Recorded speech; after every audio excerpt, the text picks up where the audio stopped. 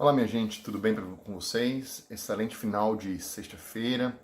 Hoje, dia 16 de outubro, nós estamos juntos para fazermos a leitura orante da Palavra de Deus, da Epístola de São Judas. É o penúltimo livro da Bíblia. E eu estou muito feliz por isso. Vamos juntos? Olha, sou verdadeiro em confessar que talvez eu tenha lido a Epístola de Judas apenas uma vez na minha vida inteira, porque muita coisa foi nova. Eu tive que ler um pouco, pesquisar na internet para quem Judas escreveu, quem é esse Judas, o que é que a tradição traz dessa experiência de São Judas, e eu gostaria, claro, de partilhar com vocês. A Epístola de São Judas é uma pequena carta, né, com apenas um capítulo, como a carta de Filemon, São Paulo a Filemon, como a segunda e a terceira carta de São João. A carta de Judas também é somente um capítulo. Então hoje já vamos lê-lo e concluir a carta de São Judas. Então vamos juntos? Em nome do Pai, do Filho e do Espírito Santo. Amém. Espírito de Deus, venha sobre nós nesta hora, derrama a tua graça, a tua força, o teu poder, para que assim possamos chegar a um encontro forte contigo, com a palavra do Senhor. Vinde sobre nós, Espírito Santo. Amém. Capítulo 1, quer dizer, carta de Judas, versículo 1. Judas, servo de Jesus Cristo, irmão de Tiago, aos que foram chamados, amados por Deus Pai e guardados em Jesus Cristo, misericórdia, paz e caridade vos sejam concedidas em abundância. Primeiramente, quem é esse Judas? Primeira coisa, que não é o Judas Iscariotes. Aconteceu que também havia um discípulo de Jesus, irmão de um outro Tiago, né, que aconteceu que haviam, dentre os 12 discípulos, João e Tiago eram irmãos, existia um outro Tiago, né, que não era filho de Zebedeu, e que era irmão de Judas, primo de Jesus. Né? Ambos eram primos de Jesus. Tanto que a mãe deles estava lá na cruz, né? A mãe de Tiago estava lá na cruz, aos pés da cruz.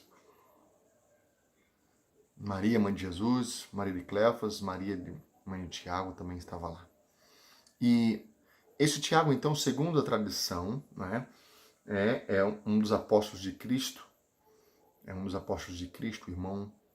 esse Judas é um dos apóstolos de Jesus, ou seja, é um dos 12, Judas, né, está ali também. E isso está aqui, olha, no livro de Lucas, Evangelho de Lucas, capítulo 6. Naqueles dias, ele foi à montanha para orar e passou a noite inteira em oração a Deus. Depois que amanheceu, chamou os discípulos e dentre eles escolheu 12, os quais deu o nome de apóstolos enviados, né? Simão, a quem pôs o nome de Pedro, né? Seu irmão André, Tiago, João, irmãos, né? Filhos de Zebedeu, Filipe e Bartolomeu, Mateus, o cobrador do imposto, Tomé, chamado Dídimo, Tiago, filho de Alfeu, Simão, chamado Zelota, Judas, irmão de Tiago, e Judas Iscariotes, que se tornou o traidor. Então veja, 2 Judas, 2 Tiagos, né? 2 Judas e 2 Tiagos. Então, primeiramente é isso, servo de Jesus Cristo, irmão de Tiago. Então, esse Judas certamente é um discípulo de Jesus, um dos apóstolos de Jesus. Ele escreve: Amados, enquanto estava todo empenhado em escrevermos a respeito da nossa salvação comum, tive de fazê-lo por uma razão especial, para exortar-vos a combaterdes pela fé, uma vez por todas confiada aos santos. De fato, infiltraram-se entre vós alguns homens já muito marcados para esta sentença, uns ímpios, que convertem a graça de nosso Deus num pretexto para licenciosidade, e negam Jesus Cristo, nosso único mestre e Senhor. Veja, de forma muito, muito, muito especial, a carta, o intuito de Judas é estigmatizar os falsos doutores que põem em perigo a fé cristã. Ele ameaça-os com um castigo divino ilustrado com precedentes da tradição judaica. Então, aqui ele vai falar mais ferrenhamente contra os hereges, contra os falsos profetas, contra os falsos doutores, contra os falsos líderes, presbíteros. Né? Então ele vai dizer o seguinte, olha, eu estou escrevendo para vocês para uma coisa, para exortar vocês a combater pela fé, a lutar pela fé, a manter-se firme na fé, a não se deixar levar pelo pecado, não se deixar levar pelas vãs palavras, por toda mediocridade, por aqueles que negam Jesus Cristo como o nosso único mestre e Senhor. Gente, existem muitas pessoas ainda nesse tempo, e ainda mais nesse tempo, durante toda a história depois de Jesus, nesses 2000 anos depois de Cristo, da era cristã, pessoas que negam Jesus, desde situações mais simples, como por exemplo, no governo agora de São Paulo, o governador queria, a Secretaria de Educação, mudar a descrição de antes de Cristo, depois de Cristo, para uma era nova, e graças a Deus não passou isso. Mas veja, negar Jesus como o Senhor da história. Gente, essa historinha de Estado laico é uma porta de entrada para a laicidade do povo. Né? O Estado em si é laico, mas o povo daquele país, daquele Estado, ele tem uma religião. E a sua grande maioria é uma religião cristã. Sim, em pedaços, destruída pelo pecado, pela mediocridade, pelas influências nefastas. Porque, meus queridos, quando há uma revolução, uma guerra que querem invadir, que vem de fora, é mais fácil proteger. O complicado e aí a sabedoria do demônio ele quer fazer uma implosão, ou seja, explodir de dentro. Por isso que ele, desde o final do século XIX, ele adentrou ferrenhamente, não é? Dentro da igreja para destruir. Já veio com várias heresias durante séculos, desde os primeiros séculos, como eles diziam, mas nesse tempo agora, gente, nós estamos vivendo, como diz o Papa Paulo VI, um dos maiores pecados do homem é não acreditar mais em pecado. Né? Então, esta é uma experiência profundamente louca que nós vivemos. Por isso que nós também hoje devemos combater pela fé e combater na fé. Né? Uma fé confiada aos santos. De fato, infrutaram-se entre vós alguns homens que há muito marcaram para a sentença. São uns ímpios, vivem na impiedade. Converte a graça de nosso Deus em pretexto para fazer coisas ilícitas. E negam Jesus Cristo como nosso único Senhor e Salvador. Gente, é claro isso. É claro. Tem gente que acha que Jesus é um grande libertador. Né? Esses dias eu vi na Semana Santa um sacerdote numa homilia, né, filmada, diminuindo o sofrimento de Cristo, esvaziando o sentido. Meu Deus do céu. Então, estar atento a isto, né? E aí agora ele vai falar bastante sobre isso. O que aconteceu? Né? Os ímpios, etc. Ele vai dizer o seguinte, versículo 5. Quero trazer-vos à memória, embora já saibais tudo de uma vez por todas, que o Senhor, depois de ter libertado o seu povo da terra do Egito, destruiu os incrédulos. E quanto aos anjos que não conservaram sua primazia, aqui está falando dos anjos, mas abandonaram sua morada, ou seja, o céu, os anjos decaídos, ele guardou os presos em cadeias eternas, sob as trevas para o julgamento do grande dia. Né? Do grande dia. De modo semelhante, Sodoma e Gomorra e as cidades vizinhas, por se terem prostituído, procurando unir-se a seres de natureza diferente. Né? O grande pecado de Sodoma e Gomorra também foi esse. Os caras eram tão pornográficos, prostitutos, que eles quiseram ter relação sexual com os anjos, os enviados de Deus. Procurando unir-se a seres de natureza diferente, foram postas como exemplo, ficando sujeitos ao castigo do fogo eterno. Um exemplo. Hoje a gente não tem medo, a gente tem medo de tudo que pode destruir a nossa vida aqui na Terra. Medo do desemprego, medo da depressão, medo do Covid, mas não tem medo do inferno. Eu fico imaginando se a gente tivesse... Imagina se o mundo, ou se nós católicos tivéssemos o mesmo medo do inferno como temos medo da Covid. Toda hora a gente tá passando álcool, toda hora a gente tá com máscara, toda hora não sei o quê, toda hora... Imagina se a gente estivesse toda hora rezando, toda hora pedindo perdão, toda hora falando, será que eu errei? Meu Deus, eu pedi perdão, eu toquei numa coisa suja, eu vou botar o álcool em gel, que é a confissão. Seria maravilhoso pra gente.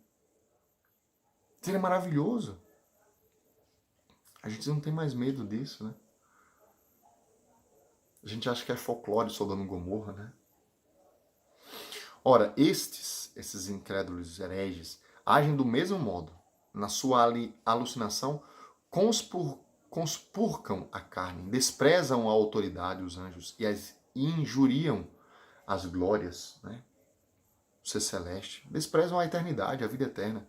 E, no entanto, o arcanjo Miguel, aqui cita o arcanjo Miguel, quando disputava com o diabo, discutindo a respeito do corpo de Moisés, não se atreveu a pronunciar uma sentença injuriosa contra ele, mas limitou-se a dizer, o Senhor te repreenda. Falou para o demônio isso. Mas estes injuriaram o que não conhecem. Por outra parte, as coisas que conhecem fisicamente, como os animais irracionais, só servem para perdê-los. Gente, esses caras são pessoas animalescas, pessoas que não têm mais fidelidade ao Senhor, né? Ai deles, porque trilharam o caminho de Caim, seduzidos por um salário, entregaram-se aos desvarios de Balaão e pereceram na revolta de Coré. Então, foram seduzidos pelos falsos profetas. Foram como Caim, trilharam o caminho de Caim, da maldade, da morte, de matar as pessoas, da inveja, etc. São eles que constituem escolhos nos vossos ágapes, regalando-se irreverentemente, apacentando-se a si mesmo. São nuvens sem água, levadas pelo vento, árvores que no fim do outono não dão fruto, 2 vezes mortas, arrancadas pela raiz, ondas bravias do mar a espumarem a sua própria imprudência, astros errantes, aos quais está reservada a escuridão das trevas para a eternidade. Gente, que coisa pesada que Judas está falando dos hereges, né? A respeito deles, profetizou Enoque, o 7º dos patriarcas, a contar de Adão, quando disse, eis que o Senhor veio com as suas santas milícias, exercer o julgamento sobre todos os homens e arguir todos os ímpios de todas as obras de impiedade que praticaram e de todas as palavras duras que proferiram contra ele os pecadores ímpios. Então aqui uma sentença firme. Então Judas, ele vai falar sobre isso, ele vai falar sobre o castigo reservado aos iníquos, aos ímpios, aos hereges, aqueles que, como o próprio Jesus disse, é preferível amarrar uma pedra de moinho no pescoço e se jogar no mar do que você ser motivo de escândalo, né? Levar as pessoas para o mau caminho. Né? Isso é grave, né? Isso é grave. Claro que nisso tudo a gente confia na misericórdia. Quando a pessoa se arrepende, ela recebe o perdão de Deus. Mas ela precisa se arrepender. Versículo 16. São os murmuradores. Agora a gente também coloca a nossa barba de molho, né? São os murmuradores, revoltados contra o destino, que procedem de acordo com as suas concupiscências. Sua boca profere palavras arrogantes, mas estão sempre prontos a bajular quando o seu interesse está em jogo. Olha só. Será que nós temos agido assim em alguns momentos da nossa vida? Será que nós somos assim? São os murmuradores. Murmurar, reclamar pra caramba. Vive reclamando. Murmura de tudo. De todos. Da vida de Deus. Revoltados contra o destino. Que procedem de acordo com as suas concupiscências. Ou seja, vive de acordo com nossos anseios, nossos desejos da carne. Nossos desejos da carne. Sexo com homem, sexo com mulher, sexo com animal, come na hora que quer, não tem bebe, drogas, prostituição, roubo, dinheiro, corrupção, mata por causa de dinheiro. Meu Deus, nós estamos vivendo um tempo assim. Sua boca profere palavras arrogantes, mas estão sempre prontos a bajular quando o seu interesse está em jogo. Pessoas medíocres, arrogantes, interesseiras, mas que bajulam quando o seu interesse está em jogo. Vós, porém, amados, lembrai-vos das palavras de antemão preditas pelo apóstolo de nosso Senhor Jesus Cristo, pois vos diziam, olha só o que o apóstolo dizia, no fim do tempo surgirão escarnecedores que levarão a vida de acordo com as próprias concupiscências ímpias. Fim dos tempos chegando.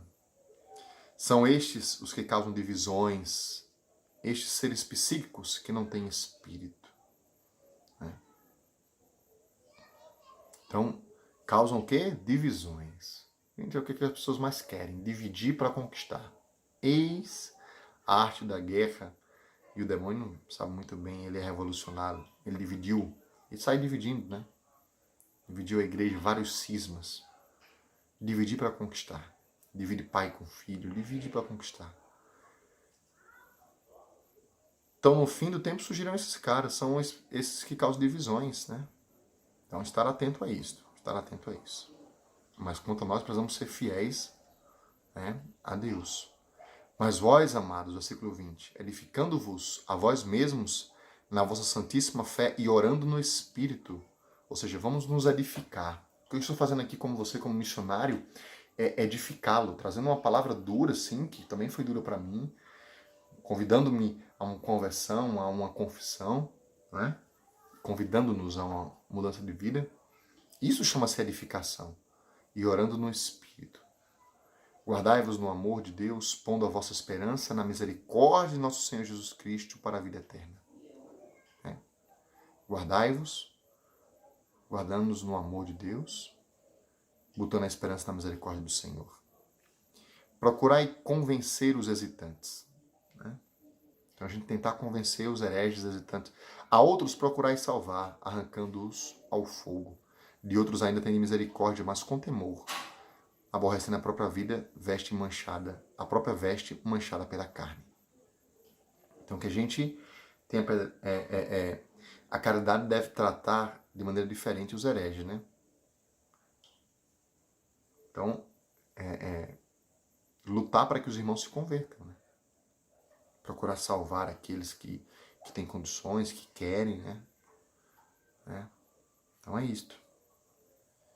Aquele que pode guardar-vos da queda, aquele que pode guardar-vos da queda e apresentar-vos perante sua glória irrepreensíveis e jubilosos, ao único Deus, nosso Salvador, mediante Jesus Cristo, nosso Senhor, glória, majestade, poder e domínio antes de todos os séculos, agora e por todos os séculos. Amém.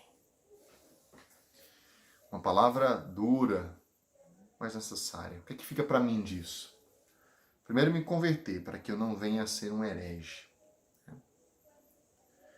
Que eu não seja murmurador, nem revoltado, nem que eu proceda de acordo com as minhas necessidades, vontades, concupiscências, nem que eu seja bajulador, nem tenha palavras arrogantes, que eu me converta. Segundo, que eu mantenha-me fiel nessa fé, buscando o Senhor. Né? Orando no Espírito, guardando no amor, tendo a esperança na misericórdia do Senhor. E lutando para trazer a clareza e a conversão àqueles que estão no caminho errado. Sabendo que é Deus que tem o poder de nos guardar da queda e nos apresentar perante a sua glória irrepreensíveis, ou seja, sem mancha. O que é que Deus falou com você aí, meu querido irmão, minha querida irmã? Hoje concluímos o penúltimo livro. Amanhã, sábado, com a graça do nosso Senhor Jesus Cristo, nós iremos começar o último livro da Bíblia, o livro do Apocalipse. Espero por você. Deus abençoe a sua vida. Até amanhã.